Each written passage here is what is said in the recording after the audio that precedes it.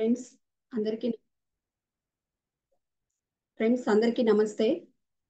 ముందుగా నాకు జన్మనిచ్చినటువంటి నా తల్లిదండ్రులకు, నాకు విద్యాబుద్ధులు నేర్పించినటువంటి మా గురువులకు హృదయపూర్వకంగా పాదాభివందనాలు తెలియజేసుకుంటున్నాను. ఫ్రెండ్స్, ఆధ్యాత్మికంగా నన్ను ఈ మార్గంలోకి ఆ, రా తీసుకురాబడినటువంటి మా నాయుడుపేట మాస్టర్ రాఘవేంద్ర మాస్టర్కి, మన బ్రహ్మర్షి పితామహ పత్రిజీ గారికి, ఆధ్యాత్మికంగా నన్ను సంపూర్ణంగా ఎదగడానికి, వికసింపజేయడానికి ఎంతగా ఎంతగానో తోడ్పడిన వంశీ గురువు గారికి హృదయపూర్వకంగా పాదాభివందనాలు, ఆత్మ ప్రణామాలు.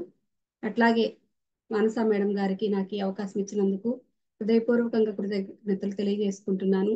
వింటున్న మీ అందరికీ, నాతో సహా అందరికీ కూడా హృదయపూర్వకంగా ధన్యవాదాలు. ఫ్రెండ్స్, ఈరోజు మనం శివధనస్సు గురించి, ఆ శివధనస్సుని రాముడు ఎలా దాన్ని విల్లు ఎక్క పెట్టగలిగాడు అనేటటువంటి విషయాన్ని, ఆయన ఆయనలో ఏ ఏ గుణాలు ఉండడం వలన ఆయన దాన్ని అంత ఈజీగా చేయగలిగాడు, దాని నుంచి మనం ఏ నేర్చుకోవాలి అనే దాని గురించి మనం ఈరోజు సంపూర్ణంగా తెలుసుకుందాం. ఫ్రెండ్స్, ఆ శివధనస్సు గురించి మనం కాస్త, అంటే ఆ శివధనుస్సుకి ఎంతో ఆ ఆ ఆయుధము పురాణాల్లో చెప్పిన ప్రకారం అయితే మనకి ఎంతో పవిత్రమైనటువంటి ఆయుధంగా కూడా దాన్ని మనం అనుకుంటున్నాం అన్నమాట.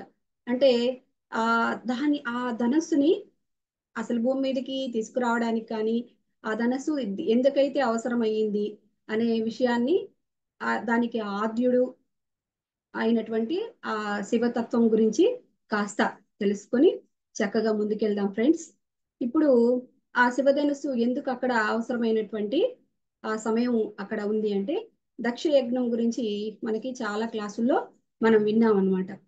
ఏంటని, ఆ దక్ష యజ్ఞంలో సతీదేవి వాళ్ళ నాన్నగారు ఆ ఆ దక్షుడు ఆయన ఏం చేస్తారంటే, అంటే ధ్యానము, అంటే సాధనా మార్గంలో ఉండకుండా, జ్ఞానం ఏమి పెంపొందించుకోకుండానే, తనలోని గుణాలను నిర్గుణ స్థితిలోకి తెచ్చుకోకుండానే ఆయన అధికార పదవిని, అంటే ఎట్లా అంటే విశ్వంలోనే నేను ఒక గొప్ప అధినేతగా తయారవ్వాలి అనేటటువంటి ఆయన యొక్క కోరికతో ఆయన దక్ష యజ్ఞాన్ని ప్రారంభించడం జరుగుతుందన్నమాట. ఆ యజ్ఞాన్ని ఎలాగైనా ఆపేయాలి అనేటటువంటి ఇదితో ఆ సతీదేవి, అంటే శివుడి యొక్క అర్ధాంగి సతీదేవి, అంటే పార్వతీదేవికి ముందు రూపమైనటువంటి, అంటే అదొక అవతారంగా కూడా మనం ఇక్కడ తెలుసుకోవచ్చు. ఆ సతీదేవి ఏం చేస్తుందంటే, ఆయన యొక్క కోరిక, అంటే విశ్వంలో అధినేత అయితే, అంటే ఒక సరికాని వ్యక్తికి అధికారం ఇవ్వబడితే ఆయన దానిని లోక కళ్యాణం కోసం కాకుండా ఆయన దాన్ని ఎలాగ పడితే అలాగ వినియోగించుకోవడం జరుగుతుంది. తద్వారా లోకమంతా కూడా వినాశనం జరుగుతుంది అనేటటువంటి ఆ ఆ, విషయంతో దాన్ని ఆపడానికి ప్రయత్నం జరుగుతుంది అనమాట. శివుడికి ఇదంతా కూడా ముందే తెలుస్తుంది. ఎందుకంటే వాళ్ళు ఆ యొక్క స్థితిలో, ఆత్మస్థితిలో వాళ్ళు ఉన్నారు. వాళ్ళు లోక లోకాన్ని రక్షించేటటువంటి మార్గంలో ఉన్నారు. కాబట్టి ఆయన తెలిసినా కూడా ఆమెని వద్దని చెప్పినా కూడా ఆమె వినకుండా, అంటే పురాణాల ప్రకారం మనకి ఇలాంటి కథ చెప్తారనమాట. అంటే వద్దన్నా కూడా ఆమె వెళ్ళినట్టుగా, అంటే పిలవని పేరంటానికి వెళ్ళి అక్కడ అవమానపడినట్లుగా కూడా మనకి ఆ యొక్క పురాణ కథల్లో మనం వినడం జరిగిందనమాట. సరే, కథ ఎలా ఉన్నప్పటికీ కూడా మనం దాంట్లో ఆధ్యాత్మిక కోణంలో మనకి వంశీ గురువు గారు మనకి ఎలా వివరించారనేటటువంటి జ్ఞానాన్ని, ఆ జ్ఞాన కోణంలో మనం ఇవాళ తెలుసుకుంటున్నాం అనమాట. అప్పుడు ఆమె అక్కడికి వెళ్ళి అక్కడ తండ్రికి చెప్తుంది అనమాట. తండ్రి అయినటువంటి దక్షుడికి తెలియజేస్తుంది, ఇట్లాగా ఇది సరైన విధానం కాదు అని చెప్తే ఆయన అసలు అసలు మీకు, అంటే శివుడంటే తనంటే కోపం అనమాట తనకి. అంటే తన తనకిష్టం లేదనమాట శివుణ్ణి మ్యారేజ్ చేసుకోవడం కూడా. అలాంటి కథను కూడా మనం ఇక్కడ అర్థం చేసుకోవచ్చు. అంటే అక్కడ కారణాలు, అంటే ఒక్కొక్క యొక్క ఆ పుస్తకంలో, ఒక్కొక్క పురాణాల్లో ఒక్కొక్క విధంగా కూడా ఉండడం జరుగుతుంది. ఏది ఏమైనప్పటికీ కూడా మనం చక్కగా ఆ జ్ఞాన కోణంలో దీన్ని అర్థం చేసుకుందాం ఫ్రెండ్స్. అప్పుడు ఆయన ఆమె మాట వినకపోగా అక్కడ ఆయన పని ఆయన చేసుకుంటూ ముందుకు వెళ్ళిపోతాడనమాట. అప్పుడు ఏమవుతుంది, ఈ సతీదేవి ఇంకా ఏం చేయాలో అర్థం కాక దాన్ని ఎలాగైనా ఆపాలి అనేటటువంటి ఉద్దేశంతో ఆమె అక్కడ అగ్ని ప్రవేశం చేస్తుంది అనమాట. ఎప్పుడైతే అగ్ని ప్రవేశం జరుగుతుందో అక్కడ ఆ యజ్ఞం ఇంకా అంతటితో సమాప్తం అయిపోతుంది అనమాట. దాన్ని ఆపడానికి ఆమె అలా చేస్తుంది. ఆయన ఎంతో బాధపడిపోతాడు శివుడు, ఆ ఆమె అలా చేసినందుకు. తర్వాత అలా ఆ కథ మళ్ళీ వేరే వైపుకి వెళ్ళిపోతుంది అనమాట. అలా కాకుండా అక్కడ ఆయన శివుడు ఆయన్ని, ఆ దక్షుణ్ణి, ఆయన యొక్క సైనికులని అక్కడంతా కూడా దాన్ని సమాప్తం చేసేస్తారనమాట. అంటే అలా ఆ యొక్క ఎంతో బాధపడతాడు కదా శివుడు అలా ఆమె జరిగినందుకు. అక్కడ దాని గురించి ఇంకా మనం పక్కకు పెట్టేసుకుందాం. ఇప్పుడు మళ్ళీ కథలోకి వెళ్ళిపోదాం అనమాట. అప్పుడు అలాంటి సమయంలో ఆ శివధనుస్సు అనేది అక్కడ వినియోగించబడింది అని అర్థం చేసుకుందాం ఫ్రెండ్స్. అలాంటి శివధనుస్సు ఆయనకి, శివుడికి మాత్రం ఆ శివధనుస్సు అనేది ఊరికే వచ్చిందా? కాదు. ఎలా వచ్చింది అది? ఆయన ఎంతో నిర్గుణ స్థితిలో తనలోని అన్ని గుణాలను, సత్వగుణం కావచ్చు, తమో గుణం కావచ్చు, రజో గుణం కావచ్చు, మూడు గుణాలు, త్రిగుణాలు అంటుంటారు కదా, ఆ మూడు గుణాలను కూడా దాటి నిర్గుణ స్థితిలోకి వచ్చిన తర్వాతనే తను ఎన్నో కష్టాలు పడతారు.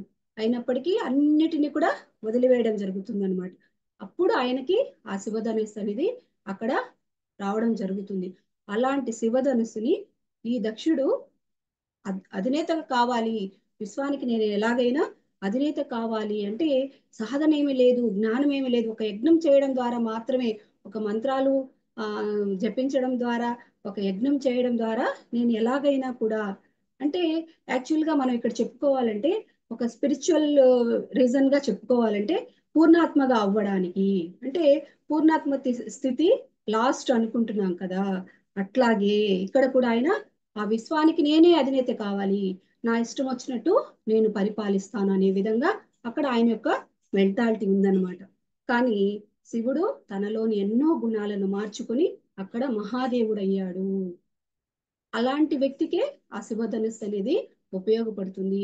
అలాంటి వ్యక్తుల చేతిలోనే ఆ యొక్క ఆయుధము, ఆ పరమ పవిత్రమైనటువంటి ఆయుధం ఉండాలి. కానీ అక్కడ లోక లోకానికి వినాశకరంగా ఉపయోగించేటటువంటి వ్యక్తుల దగ్గర అది ఉండకూడదని కూడా ఇక్కడ మనం అర్థం చేసుకోవచ్చు. దీనికి ఎగ్జాంపుల్ గా మనము ఒక చిన్న పాయింట్ చెప్పుకుందాం. ఏంటంటే ఇప్పుడు డాక్టర్ చదవడానికి పిల్లలు ఎంతో కష్టపడి ఆ బాగా, అంటే ఒక లాంగ్ టర్మ్ కోచ్, అంటే వన్ టైం మిస్ అయిందంటే లాంగ్ టర్మ్ కోచింగ్ తీసుకొని కూడా వాళ్ళు సంవత్సరం అంతా కూడా కష్టపడి బాగా చదివి వాళ్ళు ఆ యొక్క ఎంట్రన్స్ ఎగ్జామ్ రాసి వాళ్ళు సెలెక్ట్ అవ్వడం జరుగుతుంది.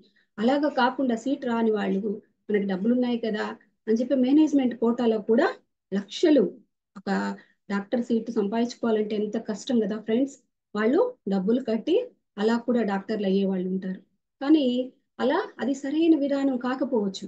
కానీ అక్కడ ఏంటంటే అప్పుడైనా కూడా వాళ్ళు డబ్బులు కట్టిన తర్వాత అయినా కూడా గట్టిగా చదవాల్సి ఉంటుంది. లేకపోతే ఆ తర్వాత తన డాక్టర్ అయినా కూడా తన వల్ల ఎటువంటి ప్రయోజనం ఉండదనే విషయాన్ని కూడా మనం అర్థం చేసుకోవచ్చు. అట్లా కోట్లు పెట్టి అతను డాక్టర్ అయిన తర్వాత తను ఏం చేస్తాడు, మళ్ళీ అదంతా కూడా మళ్ళీ రికవరీ చేసుకొని తను, అంటే ఇతరులకు సేవ చేయాలి అనేటటువంటి తత్వం తనకు ఉండదన్నమాట. అతను ఆ డబ్బులంతా కూడా మళ్ళీ ఎట్లాగైనా నేను సంపాదించాలి, అంతకంత సంపాదించాలి అనేటువంటి కోరిక ఎక్కువగా ఉంటుందన్నమాట. అంటే కమర్షియల్ గా తయారైపోతారు. అందరూ అలా ఉంటారని కాదు ఫ్రెండ్స్, కొంత భాగం ఇలా కూడా ఉండే అవకాశం ఉంది. ఇది సరైన విధానం కాదు. వాళ్ళ సీట్లు అంటే కాస్త మార్కులు ఒకటి రెండు మార్కులు తగ్గిపోయినప్పుడు వాళ్ళ సీట్లన్నీ కూడా ఆ మేనేజ్మెంట్ కోటాలకు కూడా అలా కూడా వెళ్ళిపోవడం జరుగుతుంది కదా. ఇది కూడా మనం ఆలోచించాలి. అంటే ఇలాంటి విషయాలు కాస్త సున్నితమైనటువంటి విషయాలు అన్నమాట. ఇవి కాస్త ఎవరికైనా ఇబ్బంది కలిగించినా కూడా అసలైన నిజమైతే ఇదే అనే విషయాన్ని కూడా ఇక్కడ మనం అర్థం చేసుకోవచ్చు. అంటే కోట్లు పెట్టేసి దాన్ని సంపాదించాలనేటటువంటి యొక్క ఆ అవకాశం కూడా వాళ్ళకి, ఆ డబ్బులు ఉన్నాయి కాబట్టి వాళ్ళకి వినియోగపడుతుంది అనమాట. యాక్చువల్గా ఏం చెప్తారు, వైద్యో నారాయణో హరి అంటారు. అంటే ఆ వైద్యుడు నారాయణుడు, అంటే డాక్టరే ఒక దేవుడి లాగా వాళ్ళ సేవాభావంతో ఆ డాక్టర్ చదివినప్పుడు వాళ్ళు ఇతరులకు కూడా మేలు చేయగలుగుతారు, వాళ్ళు కూడా చక్కగా దాన్ని వినియోగించగలుగుతారు అనే విషయాన్ని కూడా మనం ఇక్కడ జ్ఞానకోణంలో అర్థం చేసుకోవచ్చు. కాబట్టి ఇక్కడ ఈ దక్ష యజ్ఞాన్ని గురించి ఆ శివధనస్సు వచ్చింది కదా, దానిలోనే అసలు మూలంలోనే అతని యొక్క ఆలోచనలోనే ఎంతో లోపం ఉంది అని ఇక్కడ మనం చక్కగా అర్థం చేసుకోవాలి. శివుడు ఎన్నో వేల సంవత్సరాలు తపస్సు చేసి ఆ శక్తిని అంతటిన కూడా పొంది అప్పుడంటే ఒక పూర్ణాత్మ పదవి లాగా అనుకోవచ్చు అనమాట, మనం ఆధ్యాత్మికంగా చెప్పాలంటే. అంతటి శక్తిని పొందాడు కాబట్టే ఆయన ఆ విల్లును ఉపయోగించగలిగేటటువంటి సామర్థ్యాన్ని కలిగి ఉన్నట్టు అనమాట. కానీ దక్షుడు ఏం చేస్తున్నాడు, అలాంటి ఆ పదవి నాకు కావాలి, నేను ఆ విశ్వాన్నంతా కూడా అధికారాన్ని చలాయించాలనే ఉద్దేశంతో అతను ఏ సాధన కూడా లేదు, జ్ఞానం లేదు, తన యొక్క ఆకాంక్ష వేరుగా ఉందన్నమాట. అలాంటప్పుడు ఆయన ఇలా అనుకోవడం, దానికి శివుడు కూడా గమ్ముగుంటాడనమాట, ఏం పట్టించుకోడు. అంటే ఆ పాపం పండేంత వరకు అది ఏమి అవ్వదు కదా, అది పండినప్పుడు ఆ చెట్లోంచి కాయ అయితే ఎలాగైతే రాలిపోతుందో అప్పటిదాకా చూస్తూ ఉండిపోయి తర్వాత లాస్ట్కి అతన్ని మట్టు పెట్టడం జరుగుతుందన్నమాట. ఇక్కడ ఒక పాయింట్ కూడా మనం ఇక్కడ చెప్పుకోవచ్చు. అంటే రాజ్యాన్ని పరిపాలించేటువంటి వ్యక్తులు ఎంతో ఆ నిబద్ధతతో ఉండేటటువంటి వ్యక్తులు వస్తే రాజ్యం యొక్క పరిపాలన కూడా చాలా బాగుంటుంది. అట్లా కాకుండా సరికాని వ్యక్తులకి మనం ఎన్నుకొని వాళ్ళకి రాజ్యాన్ని, వాళ్ళకి దేశంలో మంచి పదవులు వాళ్ళకి ఇచ్చినప్పుడు వాళ్ళు ఏం చేస్తారు, దేశాన్ని నానా రకాలుగా నాశనం చేయడం జరుగుతుందన్నమాట. ఊరికి డబ్బులు ఇచ్చేస్తే, ఊరికి కూర్చోబెట్టేసి డబ్బులు ఇచ్చేసేసి అందరినీ సోమరిపోతులుగా తయారు చేయటం ఎన్నో రకాలు మనం చూస్తూ ఉంటాం ఫ్రెండ్స్, నిజ జీవితంలో చాలా చాలా ఉన్నాయి కదా. వాటిని మనం గుర్తించినప్పుడు మనం ఏం చేయాలి, చక్కగా మంచిగా ఎఫిషియెంట్ గా ఉండేటటువంటి వ్యక్తులకు మాత్రమే ఆ పదవులను అప్పజెప్పాలి అనే విషయం కూడా ఇక్కడ మనం అర్థం చేసుకోవచ్చు. కాబట్టి ఇక్కడ ఈ నిర్గుణుడైనటువంటి శివునికి దక్షుడు, అతను ఎంత చెప్పినా వినడు, అయినా కూడా కాముగా ఉన్నాడు. సతీదేవి అక్కడికి వెళ్ళి దాన్ని ఆమె ఆ ప్రాయోపవేశం చేసి చక్కగా అక్కడ ఆపేసింది అనమాట. తండ్రికి ఆయన చెప్పినా వినలేకపోయినా కూడా ఆమె అది చేయవలసి వచ్చింది. అంటే దీనికి ఎగ్జాంపుల్ ఇంకొక పాయింట్ కూడా మనకి చెప్పుకోవచ్చు అనమాట. అంటే ఇంజనీర్లు ఉన్నారనమాట, ఆ ఇంజనీరింగ్ వాళ్ళు ఏం చేస్తారు, ఆ మామూలుగా వాళ్ళకి కౌన్సిలింగ్ లో చక్కగా సీట్ తెచ్చుకొని వాళ్ళు, అలాంటి వాళ్ళు చక్కగా ఇంజనీరింగ్ ని పూర్తి చేసి వాళ్ళు కట్టేటటువంటి డ్యాములు కావచ్చు, బిల్డింగ్స్ కావచ్చు, ఆ, ఇలాంటివన్నీ కూడా చాలా జాగ్రత్తగా పెద్ద పెద్ద ప్రాజెక్టులు కడతారు కదా, అవంతా కూడా చాలా జాగ్రత్తగా ఉండగలుగుతాయి. అలా కాకుండా ఏదో ఈ మేనేజ్మెంట్ కోటాల్లో కావచ్చు డబ్బులు కట్టేసేసి ఆ ఇంజనీరింగ్ సీట్లు కావచ్చు, ఇంజనీరింగ్ సీట్ డబ్బులు కట్టి తీసుకున్నా చక్కగా చదివి ఇంజనీరింగ్ అయితే అది ఓకే, కానీ అలా కాకుండా ఆ ఇంజనీరింగ్ సీట్ తో పాటి ఆ యొక్క సర్టిఫికేట్ ను కూడా కొనేటటువంటి ప్రబుద్ధులు కూడా మనం మన చుట్టుపక్కల మనం గమనిస్తూనే ఉంటాం అనమాట. అలాంటి వాళ్ళు ఇంజనీరింగ్ అయిన తర్వాత వాళ్ళు కట్టేటటువంటి ప్రాజెక్టులు ఎలా ఉంటాయి ఫ్రెండ్స్, అది కూడా మనం అర్థం చేసుకోవచ్చు. కాబట్టి సరైన మార్గంలో వచ్చిన వారే నైపుణ్యంతో వాటిని పూర్తి చేస్తారు అని కూడా ఇక్కడ మనం అర్థం చేసుకోవచ్చు. అలాగే సాధన లేకుండా పొందినటువంటి అధికారం ద్వారా వాళ్ళు దుర్వినియోగం జరుగుతుందని కూడా ఇక్కడ మనం చక్కగా అర్థం చేసుకోవచ్చు. అంటే ఆ ఒక డాక్టర్ గురించి మనం ఇందాక చెప్పుకున్నాం కదా, ఆ డాక్టర్ చదువు గురించి దానికి ఒక సామెత కూడా చెప్తుంటారు అనమాట. Operation success, patient died. అంటే ఆపరేషన్ ఏమో సక్సెస్ అయిపోతుంది, కానీ అక్కడ పేషెంట్ చనిపోతాడు అనమాట. అట్లా ఉంటుంది అనమాట. అంటే వాళ్ళు సరైన రీతిలో అక్కడ ఆ యొక్క స్థానంలోకి రానప్పుడు ఎలా ఉంటుంది పరిస్థితి, ఇలాగ ఉంటుంది. కాబట్టి ఇక్కడ మనం ఈ శివధనుస్సులో మనం అర్థం చేసుకోవాల్సింది, సతీదేవి అక్కసుతో చేయలేదు అక్కడ ఆయన మీద, ఆయన అలా ఆమె ఏదో కోపం మీద తండ్రి నన్ను అవమానించాడు అనేటటువంటి అక్కసుతో ఇలా చేయలేదు, తన ప్రాణాలను సైతం ఎందుకు అర్పించింది ఆమె, లోకక్షేమం కోసం అనే పాయింట్ ని మనం ఇక్కడ అర్థం చేసుకోవాలన్నమాట. అంటే తన భర్తకే అధికారం ఉండాలి అని అనుకోలేదు తను. ఇక్కడ తనకి ఆ పదవి ఎప్పుడైతే ఆ విశ్వం మీద తన యొక్క అధికారం ఎప్పుడైతే ఉంటుందో తను దాన్ని వినాశకరానికి ఉపయోగిస్తాడు, కాబట్టి తను ఆ పదవికి అనర్హుడు అని చెప్పి ఆమె ఇలా చేయడం జరుగుతుంది అనమాట. శివుడు అప్పుడు ఆ శివధనుసును వినియోగించడం, అక్కడ ఆయన యొక్క సైన్యాన్ని మట్టు పెట్టి ఇవంతా కూడా మనం కథని మళ్ళీ వేరే వైపుకు తీసుకువెళ్తాయి. కాబట్టి దాన్ని ప్రస్తుతానికి మనం పక్కకు పెట్టేద్దాం. శివుడు తనలోని గుణాలను నిర్గుణంగా మార్చుకుని ఎవరూ ఆపలేని దానిని శివుడు ధనస్సు ద్వారా ఆపడం జరిగింది. మిగతా దేవతలంతా కూడా ఆయన్ని ఆరాధించడం జరిగింది. ఎందుకంటే ఆయన తనలోని గుణాలన్నిటినీ నిర్గుణంగా ఏది జరిగినా, ఆయనకి ఎన్నో కష్టాలు ఉన్నాయి కదా ఫ్రెండ్స్. మన చాలా కథల్లో, మన పురాణాల్లో కూడా మనం చాలా ఉన్నాం, చాలా విన్నాం కదా. అవి అన్ని కష్టాలు ఉన్నప్పటికీ కూడా ఆయన చక్కగా ఆయన గుణాలన్నిటినీ నిర్గుణ స్థితిలోకి ఉంచుకోగలిగాడు. కాబట్టి ఆయన ఏవి ఆశ లేదనమాట. ఆయన గురించి మనకు చాలా పాయింట్లు చెప్పుకోవచ్చు అనమాట. అంటే తనకి తన తల్లిదండ్రుల పట్ల ఎలా ఉన్నాడు, భార్య పట్ల ఎలా ఉన్నాడు, రాజ్యం పట్ల ఎలా ఉన్నాడు అనేది మనకి చాలా పుస్తకాల్లో వివరించడం కూడా జరిగిందనమాట. ఇంకా ఇక్కడ ఈ శివధనస్సు గురించి కూడా మనం ఇంకొన్ని పాయింట్లు చెప్పుకుందాం ఫ్రెండ్స్. అంటే కాలక్రమంలో అంతటి శక్తి గల ఆ ధనస్సును జనక మహారాజు పూర్వీకులకు అందివ్వడం జరుగుతుంది. అంటే ఈ యొక్క శివధనుస్సుని తర్వాత ఆ శివుడు ఆ కార్యానికి ఉపయోగించేశాడు. తర్వాత దాన్ని ఇక్కడ జనక మహారాజు యొక్క పూర్వీకులకు దాన్ని ఇవ్వడం జరిగింది. అంటే సీతాయనం బుక్ లో కూడా మనం ఈ విషయాలను ప్రస్తావించుకోవడం జరిగింది అనమాట. అక్కడ మనకి ఏం చెప్తున్నారు సీతాయనం బుక్ లో, అక్కడ వాళ్ళ పూర్వీకులు దేవదత్తుడు అనేటటువంటి, అంటే ఆ జనక మహారాజు యొక్క తాత ముత్తాతలు కావచ్చు అనమాట, వాళ్ళకి అది అందివ్వబడింది అనే విషయాన్ని ఇక్కడ మనకి సీతాయన బుక్ లో తెలియజేస్తున్నారు అనమాట. దాని గురించి మనకి కొన్ని రెండు కొత్త పాయింట్స్ కూడా మనం నేర్చుకుందాం. అవి ఏంటంటే, అనేక తరాల కిందట దుష్ట క్షత్రియ సంహారానికై విష్ణువు అవతారమైన పరశురామునికి మహాదేవుడు ఈ విల్లును స్వయంగా ఇచ్చారని చెబుతారు. అంటే పరశురాముడు ఆ యొక్క మహాదేవుడే పరశురాముడికి, అంటే విష్ణు అవతారంగా ఉన్నటువంటి ఆ పరశురాముడికి స్వయంగా, అంటే ఆ రాజ్యాలు పరిపాలన ఉన్నాయి కదా, ఆ టైంలో దుష్టంగా ఆలోచించేటటువంటి రాజులకు, ఆ క్షత్రియులను సంహరించడం కోసము మహాదేవుడు దాన్ని తనకి ఇవ్వడం జరిగింది అని, ఆ యొక్క పరశురాముడే తర్వాత ఆ పని పూర్తయ్యాక విదేహ రాజ్యంలో మాత్రమే ఆ వింటి శక్తి దుర్వినియోగం అవ్వదు, దానిని ఆరాధిస్తారే తప్ప వాడరు, కాబట్టి దానిని ఇవ్వడం జరుగుతుందని పరశురాముల వారు చెబుతారు. అంటే అక్కడ ఆ విదేహ రాజ్యం, జనక మహారాజు యొక్క రాజ్యం పేరు ఇక్కడ మనకి సీతాయనం బుక్ లో మనం మిథిల అని చెప్పుకున్నాము, విదేహ అని చెప్పుకుంటున్నాం కదా. ఆ రాజ్యంలో ఉన్నటువంటి ఆ దేవవ్రతుడు, దేవదత్తుడు అనేటువంటి రకరకాల పేర్లు ఉన్నాయన్నమాట. అక్కడ దానిని ఇవ్వడం జరుగుతుందన్నమాట.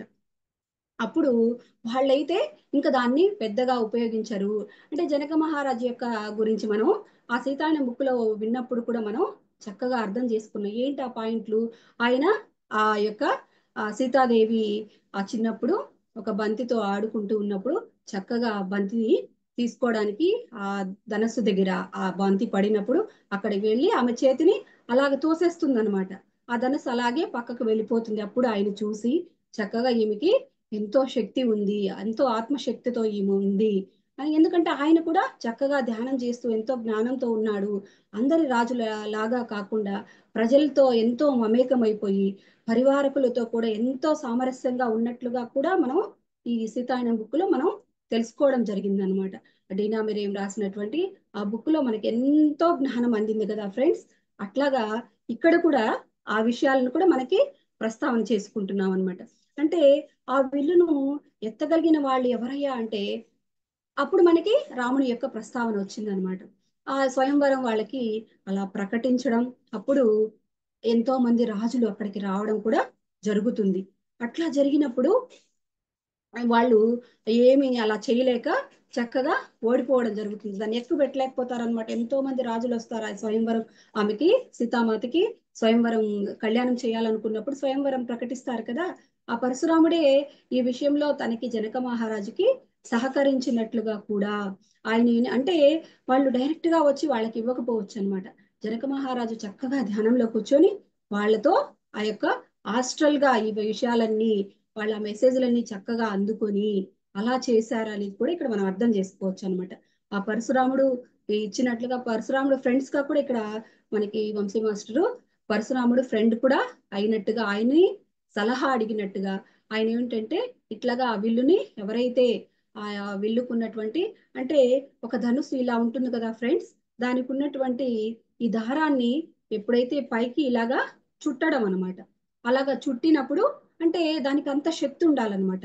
దాన్ని వంచి పెట్టి తనకున్నటువంటి ఇలా ఉన్నటువంటి ఈ ధనుస్సుని ఇలా వంచితే గాని ఆ ఆ దారము దానికి చుట్టడం వీలు కాదనమాట. అట్లాగా అది ఎవరైతే చేయగలుగుతారో అంటే ఇక్కడ ఈ ధనస్సు అనేది మనం ఇక్కడ ఒక ఆయుధంగానే మాత్రంగానే తీసుకోకూడదు అనమాట.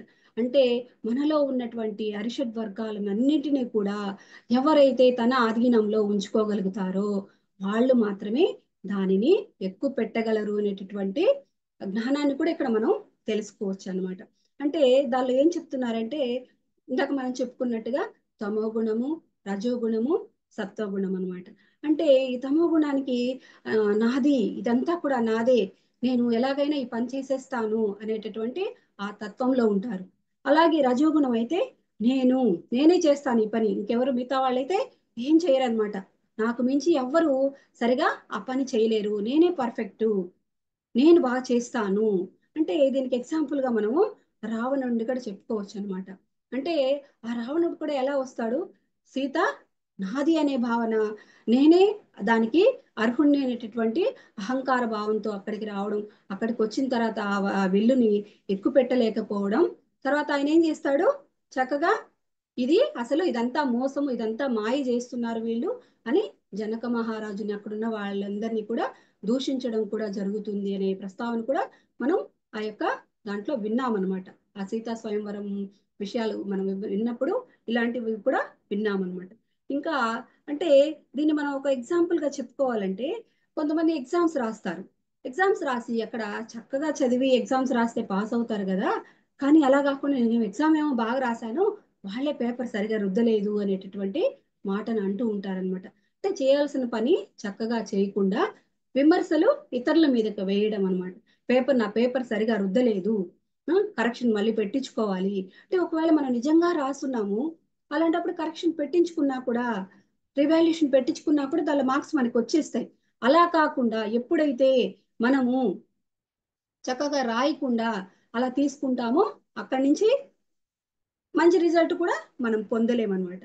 ఆ కాబట్టి ఈ త్రిగుణాలను కూడా దానికి అతీతంగా ఆయన ఉన్నాడు కాబట్టి ఆ శివధనుసుని ఆయన వినియోగించుకోవడం జరిగిందనే విషయాన్ని కూడా ఇక్కడ మనం అర్థం చేసుకోవచ్చు. ఆ శ్రీరామచంద్రుడు నిర్గుణ తత్వంలో ఉన్నాడు, ఎందుకంటే ఆయనకి నేను లేదు, నాది లేదు, మనము అనేటటువంటి మనది అనేటటువంటి ఆ స్థితిని కూడా దాటేశాడు. నేను కంటే నాది కొంచెం బెటర్ అయితే, నాది కంటే అంటే నాది అనేది తమో గుణం అయితే, నేను అనే గొప్ప అనేది రజోగుణం అయితే, మనది అనేది ఒక సత్వగుణం అనమాట. ఆ గుణం కూడా దాటేయాలి అని చెప్తారనమాట. అన్ని మంచి అయినా చెడైనా రెండింటినీ త్యజించాలి. అంటే పాపమైన పుణ్యమైన అంటే మంచి పనులే చెయ్యాలి. ఆ మంచి కూడా మళ్ళీ నేనే చేశాను అనేటటువంటి ఆ గొప్పను కూడా మనం కోరుకోకూడదు అనే స్థితికి మనం అందరం కూడా రావాల్సిందనమాట. అది ఇక్కడ ఆయన ఆ ఎందుకు అక్కడ రావాల్సి వచ్చింది, ఆ ధనస్సును ఆయన అక్కడ చేయాల్సి వచ్చింది అనే పాయింట్ ని కూడా మనకి సీతాయనంలో కూడా వివరించడం జరిగిందనమాట. ఎందుకంటే అక్కడ ఆ జనక మహారాజు అడుగుతారనమాట, ఇక్కడ మీరు మా రాజ్యానికి ఇలా రావడం, ఇక్కడికి ఇట్లాగా ఈ ధనస్సును ఇలా చేయడం, మా ఇంటికి వచ్చి మీరు భోజనం చేయడం మాకు చాలా సంతోషంగా ఉంది అంటే, అప్పుడు ఆయన నవ్వుతూ ఏమంటారంటే, నేను అనుకోకుండా ఇక్కడికి రావడం జరిగింది అని చెప్పి ఎంత సింపుల్ గా ఆ వాక్యాన్ని చెప్తారంటే మనకి సీతాయన బుక్ లో చదివినప్పుడు మనకు అర్థమవుతుంది అనమాట. అంటే అక్కడ ఆయన వాంటెడ్ గా సీతని పొందాలి అనేటువంటి ఒక దురాశతో అక్కడికి రాలేదు. అక్కడ ఆయన ఆ యొక్క రాజ్యాలను, అక్కడ ఉన్నటువంటి ఒక తాటకిని వధించి, అక్కడ ఆ తాటకిని వధించినప్పుడు ఆయన ఎంతో ఆందోళనలోకి వెళ్ళిపోతాడనమాట. ఆ తాటకి ఏం చేస్తుంది, అక్కడ ఉన్నటువంటి బాలులందరినీ కూడా ఆమె వశం చేసేసుకొని మనకి చంద్రిక పాయింట్ కూడా వచ్చిందనమాట. ఆ చంద్రిక యొక్క భర్తను కూడా ఆయన, ఆమె ఏం చేసుకుంటుంది, లోబర్ చేసుకొని ఆ వాళ్ళు ఎంతో చక్కగా ఉండేవాళ్ళు అనమాట. కానీ ఆమెను పట్టించుకోకుండా ఇంకా ఆయన ఆమెతోటే వెళ్ళిపోయే పరిస్థితి తీసుకురావడం జరుగుతుంది అనమాట. అలాంటి తాటకిని అక్కడ ఆమె వధించాల్సినటువంటి సమయంలో సీతామాత తనకి ఎంతో సహకరిస్తుందన్నమాట. అంటే ఆమెకి ఎంతో శక్తిని తనకి పంపించినట్టుగా ఆయన ఫీల్ అవుతాడనమాట. ఆ విషయాన్ని అక్కడి నుంచి అలా వస్తూ వస్తూ వస్తూ ఇక్కడికి రావడం జరిగింది. అంతేకాని ఆయన కావాలని అక్కడికి రానట్లుగా కూడా మనకి సీతాయన బుక్ లో వివరించడం జరిగింది అనమాట. ఎప్పుడైతే ఆయన అక్కడికి వచ్చారో అక్కడ ధర్మం కోసం మాత్రమే వచ్చారు. ఇది సరైన విధంగా ఒక ఒక ఆడపిల్లకి పెళ్లి చేసే సమయంలో స్వయంవరం ప్రకటించారు. అక్కడ ఎవరైతే దానికి అర్హత పొందుతారో వాళ్ళు మాత్రమే ఆమెని పొందడానికి అర్హులు కదా. అంతేగాని వీళ్ళందరూ ప్రయత్నం చేసి ఇదంతా మోసము, ఇదంతా మాయ చేస్తున్నారు, వీళ్ళు కరెక్ట్ కాదు అని చెప్పి అక్కడ అన్నా కూడా ఆయన ఆ సమయంలో అక్కడ విశ్వామిత్రుడు అక్కడికి తీసుకురావడం, అక్కడ ఆ, ఆయన్ని చక్కగా ఆ దాన్ని ఆ విల్లుని వంచి, అందుకే శ్రీరామచంద్రుణ్ణి ఆ విల్లుకి ఇంకొక పేరు కూడా ఆ ధనస్సు, విల్లు, పినాకము, ఇన్ని పేర్లు ఉన్నాయన్నమాట. ఆ ధనస్సుకి వింటి అని కూడా అంటారనమాట. ఆ దాన్ని ధరించాడు కాబట్టి శ్రీరామచంద్రునికి పినాక పాణి అని కూడా, అంటే ఆయన చేతుల్లో ఆ పినాకాన్ని ధరించి ఉన్నాడు కాబట్టి పినాక పాణి అని కూడా శ్రీరామచంద్రుణ్ణి చెప్పుకోవడం జరుగుతుంది అనమాట. ఆయన ధర్మం నిరూపించడానికే కానీ పరాక్రమం చూపించడానికి రాలేదు అనే విషయాన్ని కూడా ఇక్కడ మనం అర్థం చేసుకోవచ్చు.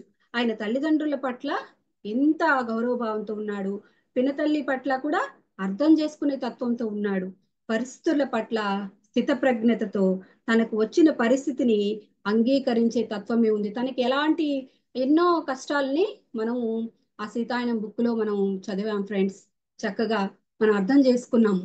ఇలాంటి పరిస్థితుల్లో కూడా, అంటే వాళ్ళు ఆ సమయంలోనే ఒక ట్రెండ్ ని సెట్ చేయడం కూడా, పిల్లలు చదువుకునే విషయాల్లో కావచ్చు, ఆడవాళ్ళకి ఆడవాళ్ళకు కూడా ఒక మనసు ఉంటుంది, వాళ్ళ ఇష్టాలను కూడా ఎంతో గౌరవించాలి.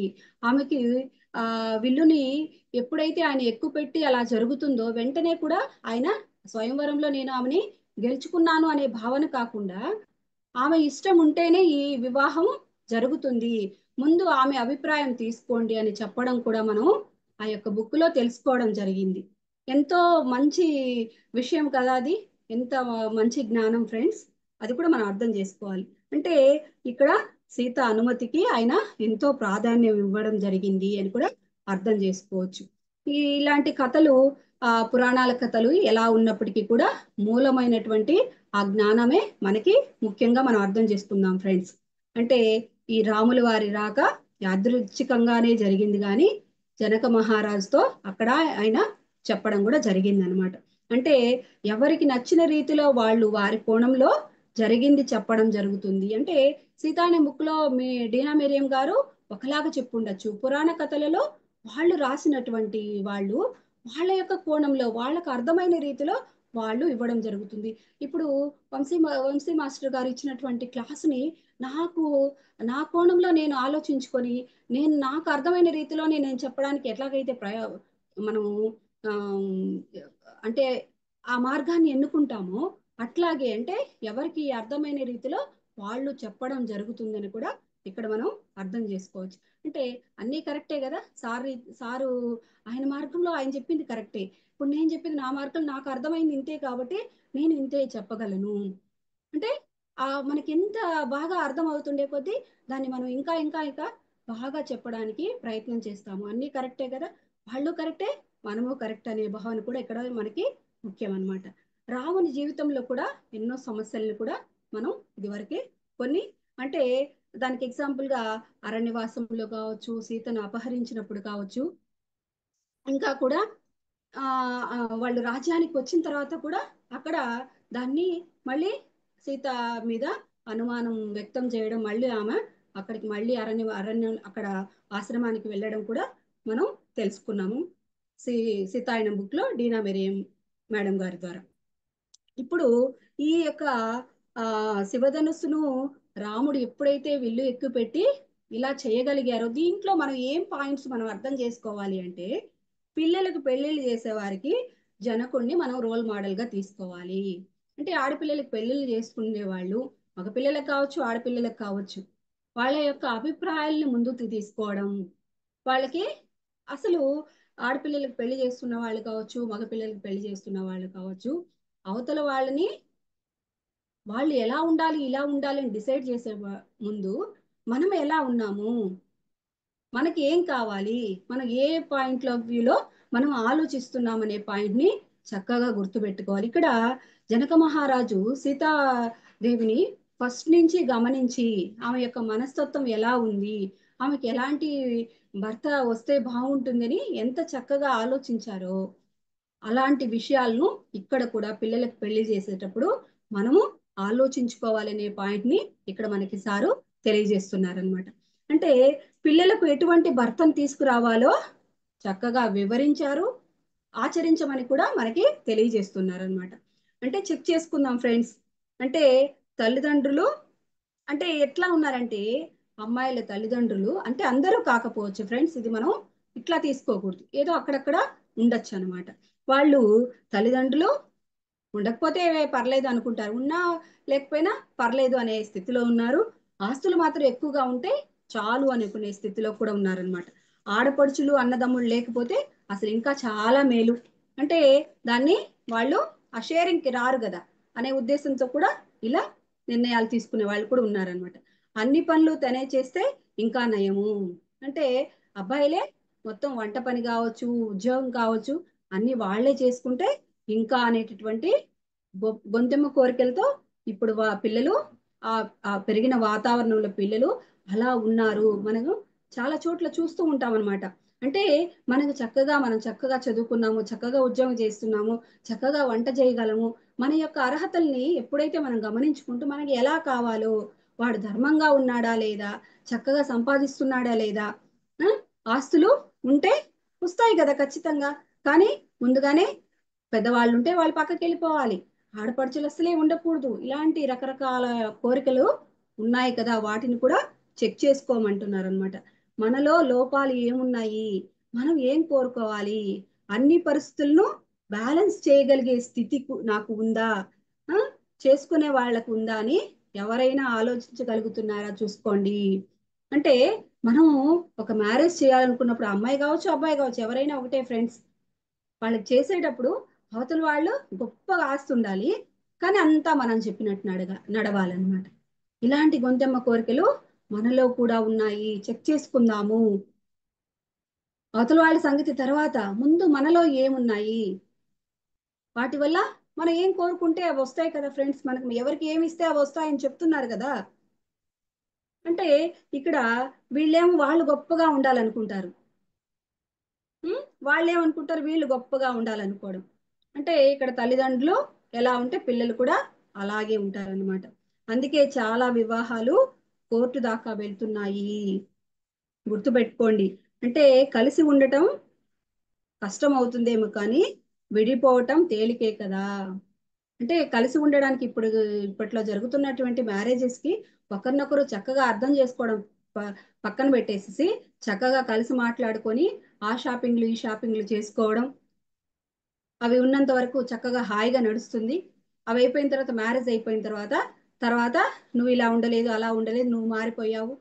F2 సినిమా చూసినప్పుడు మనకు అర్థమవుతుంది ఫ్రెండ్స్, ఎలా ఎలా రియాక్ట్ అవుతారనే విషయాన్ని ఎంతో చక్కగా హాస్యాస్పదంగా కూడా అక్కడ జ్ఞానాన్ని అందుకోవడం జరిగింది. సినిమాలు కూడా మనకి ఎంతో చక్కటి మెసేజ్లు, అంటే మన మనస్తత్వం ఎలా ఉంది అనేది ఆ యొక్క సినిమాల ద్వారా కూడా మనం చక్కగా అర్థం చేసుకోవచ్చు అనమాట. అందుకే కదా నెల రోజులకే విడిపోయినటువంటి సందర్భాలను కూడా మనం విడాకులు తీసేసుకుంటున్నటువంటి సమస్యలను కూడా మనం చూస్తూ ఉన్నాం అనమాట. మన చుట్టుపక్కల్లో ఎక్కడైనా మన బంధువుల్లో కూడా అలాంటి వాళ్ళని మనం చూస్తూనే ఉన్నాము. అంటే దీనికంతా కారణం ఏంటంటున్నారంటే, ఎక్స్పెక్టేషన్స్ తో పెళ్ళిళ్ళు కాదు, నో ఎక్స్పెక్టేషన్స్ ఉంటేనే అక్కడ వాళ్ళు ఆ యొక్క బంధంలో ఉండగలుగుతారు. అంటే వీళ్ళు ఎంతో ఎక్స్పెక్టేషన్స్ పెట్టేసుకుంటారనమాట వాళ్ళ మీద.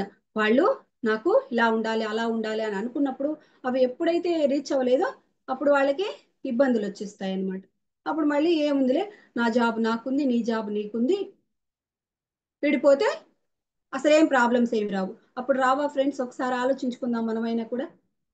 విడిపోయిన వాళ్ళకి సమస్యలు లేవా, అంటే కలిసి ఉంటే సమస్యలు అనుకుంటున్నారు, విడిపోయాక కొత్త సమస్యలు రావా అని ఒక్కసారి కానీ ఎవరైనా కానీ ఆలోచించగలిగితే విడిపోవడానికి అవకాశాలు తక్కువగా ఉంటాయి ఫ్రెండ్స్. కాబట్టి ఈ ఈ పాయింట్ ని కూడా మనం గుర్తుపెట్టుకుందాం చక్కగా.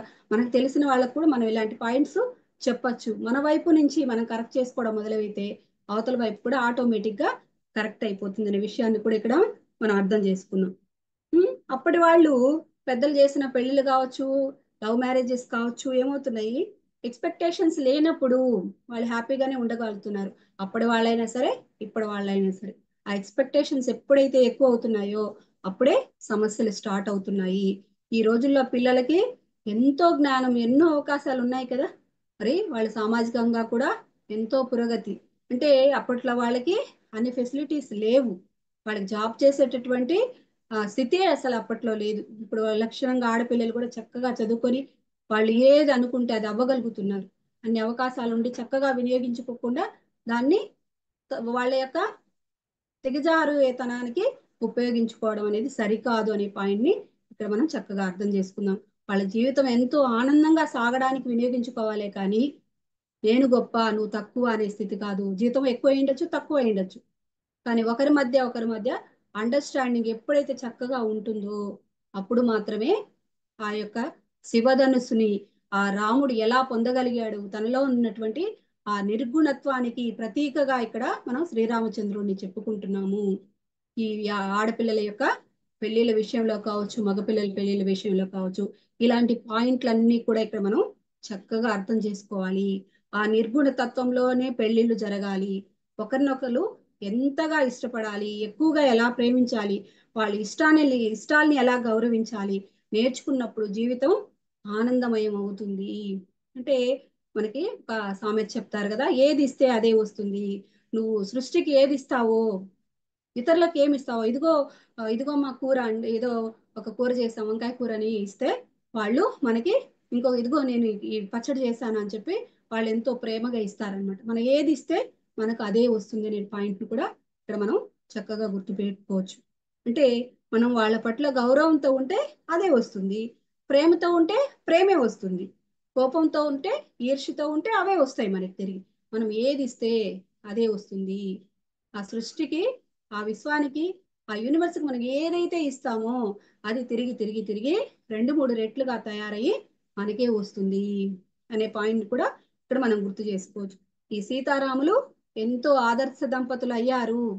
ఆయన ఏకపత్ని వ్రతుడు. ఆయన భార్యని ఎంతోగా ప్రేమించాడంటే ఆయన ఏదైనా గొప్ప విషయం చేస్తే ఇదంతా రాముని వల్లే నేను చేశానని చెప్పడం.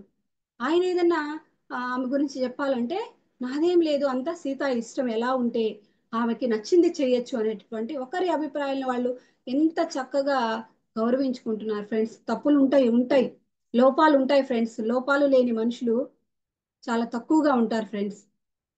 కాబట్టి వాళ్ళలో లోపాన్ని మాకు నేను ధ్యానం క్లాసులకు వెళ్ళినప్పుడు నాకు ఒక చక్కటి పాయింట్ నాకు చాలా ఇష్టం అనమాట.